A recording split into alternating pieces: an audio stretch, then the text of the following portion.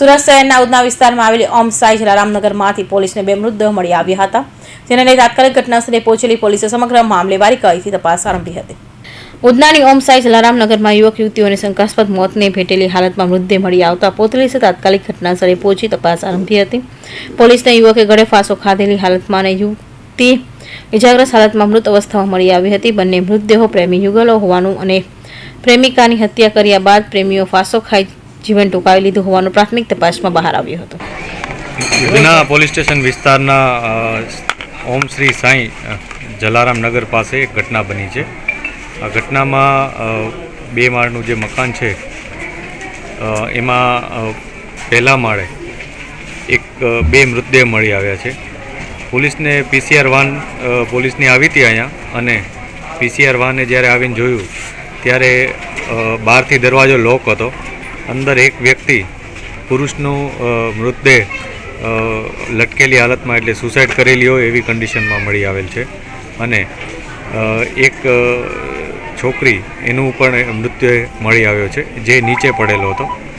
પ્રાથમિક દ્રષ્ટિએ પોલીસને જણાય છે કે કદાચ આ છોકરીનું પહેલાં મૃત્યુ નિપજાવવામાં આવ્યું હોય અને મરણ જનારે ત્યારબાદ પોતે સુસાઇડ કરી લીધું હોય એવું અત્યારે પ્રાથમિક દ્રષ્ટિએ જણાય છે.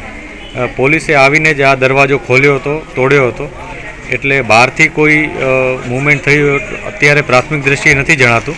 પોલીસ FSLને બોલાવી લીધેલ છે અને તમામ પાસાઓને આવરી લઈ આ તપાસ ચાલુ છે. હત્યા કઈ રીતે થઈ છે હજી અમે જે તપાસ કરી રહ્યા છીએ એ મુજબ અત્યારે છોકરીનો મૃતદેહ નીચે મળી આવેલ છે, અને જે છોકરો હતો એણે સુસાઇડ હાલતમાં એનો લટકતો મૃતદેહ મળ્યો છે. એટલે કદાચ એવું બને કે સળિયા કે એવું કંઈ મારીને છોકરીનું મૃત્યુ નિપજાવ્યું હોય અને ત્યારબાદ પોતે સુસાઇડ કરી લીધું એવું જણાય છે. બંને વ્યક્તિનું નામ અને ઉંમર? છોકરો જે છે એનું નામ વિજય ગોહિલ છે, અને છોકરીની ઉંમર અમે કન્ફર્મ કરી રહ્યા છીએ.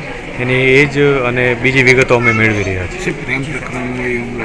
પ્રાથમિક દ્રષ્ટિએ એવું જણાય છે કે પ્રેમ પ્રકરણ હોઈ શકે, અથવા અમને આ બે વચ્ચે શું સંબંધ હતા એ પણ હજી અમે વેરીફાઈ કરી રહ્યા છીએ. ત્યારે હાલ પોલીસે યુવતીની હત્યા કરી યુવકોએ આપઘાત કર્યો હોવાનું અનુમાન સાથે વધુ તપાસ આરંભી છે. Bureau report, Hind TV news, Surat.